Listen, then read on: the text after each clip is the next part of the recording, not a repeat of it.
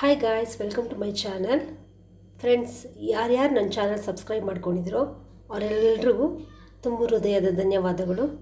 ಯಾಕಂದರೆ ಇವತ್ತಿಗೆ 100 ಸಬ್ಸ್ಕ್ರೈಬರ್ಸ್ ಪೂರ್ತಿಯಾಗಿದ್ದಾರೆ ನನಗೆ. ಸೊ ನಿಮ್ಮ ಸಪೋರ್ಟ್ ಯಾವಾಗಲೂ ಹೀಗೆ ಇರಲಿ. ಮುಂದೆ ಒಳ್ಳೊಳ್ಳೆ ವೀಡಿಯೋಸ್ ಮಾಡೋಕ್ಕೆ ಟ್ರೈ ಮಾಡ್ತೀನಿ friends. Thank you so much.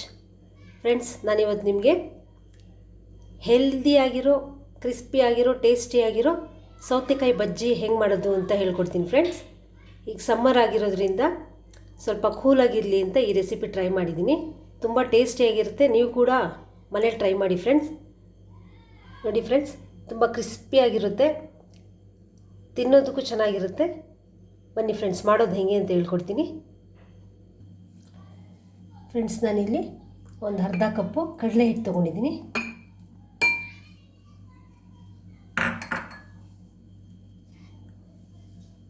ಒಂದು ಅರ್ಧ ಸ್ಪೂನ್ ಉಪ್ಪು ತೊಗೊಂಡಿದ್ದೀನಿ.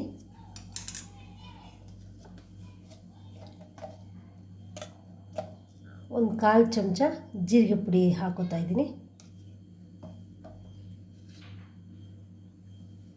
ಒಂದು ಅರ್ಧ ಸ್ಪೂನ್ ಹಚ್ಚ ಖಾರದ ಪುಡಿ ಹಾಕೊತಾ ಇದ್ದೀನಿ. ನಿಮ್ಗೆ ಖಾರ ಎಷ್ಟು ಬೇಕೋ ನೋಡ್ಕೊಂಡು ಹಾಕ್ಕೊಳ್ಳಿ ಫ್ರೆಂಡ್ಸ್.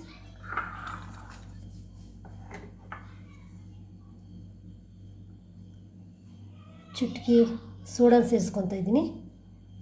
ಬೇಡ ಅನ್ನೋ ಸ್ಕಿಪ್ ಮಾಡ್ಕೋಬೋದು. ಸೊ ಈಗ ಇದನ್ನು ಚೆನ್ನಾಗಿ ಮಿಕ್ಸ್ ಮಾಡ್ಕೊಳ್ಳೋಣ. ಇದಕ್ಕೆ ಸ್ವಲ್ಪನೇ ನೀರು ಹಾಕ್ಕೊಂಡು ನಾವು ಬಜ್ಜಿ ಮಾಡ್ಕೋತೀವಲ್ಲ ಅದಕ್ಕೆ ಹಿಟ್ಟನ್ನು ಕಲಿಸ್ಕೊಳ್ಳೋಣ. ನೀರು ನೋಡ್ಕೊಂಡು ಸೇರಿಸ್ಕೊಳ್ಳಿ ಫ್ರೆಂಡ್ಸ್. ತುಂಬ ತೆಳು ಆದರೂ ಚೆನ್ನಾಗಿರಲ್ಲ, ತುಂಬ ಗಟ್ಟಿ ಆದರೂ ಚೆನ್ನಾಗಿರಲ್ಲ. ಸೊ ನೋಡ್ಕೊಂಡು ಕಲಿಸ್ಕೊಳ್ಳಿ. ನೋಡಿ ಫ್ರೆಂಡ್ಸ್, ಈಗ ಇದು ರೆಡಿ ಆಗಿದೆ.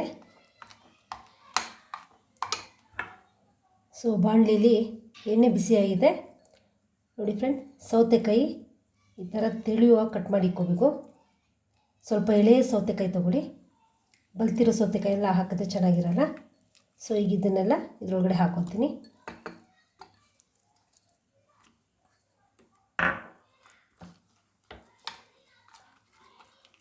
ಸೊ ಈಗ ಇದು ರೆಡಿಯಾಗಿದೆ.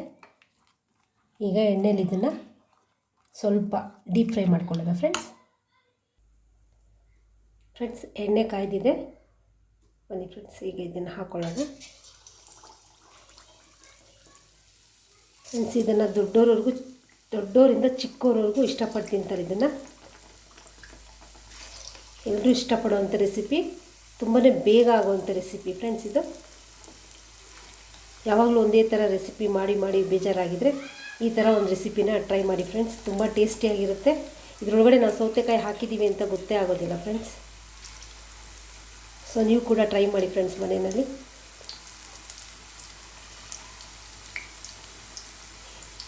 ಎರಡರಿಂದ 3 ನಿಮಿಷದಲ್ಲಿ ಆಗುವಂಥ ರೆಸಿಪಿ ಇದು.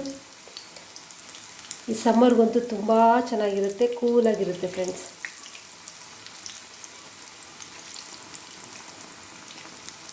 ಸೊ ಈಗ ಇದನ್ನು 1-2 3 ನಿಮಿಷಗಳ ಕಾಲ ಡೀಪ್ ಫ್ರೈ ಮಾಡ್ಕೊಳ್ಳೋಣ.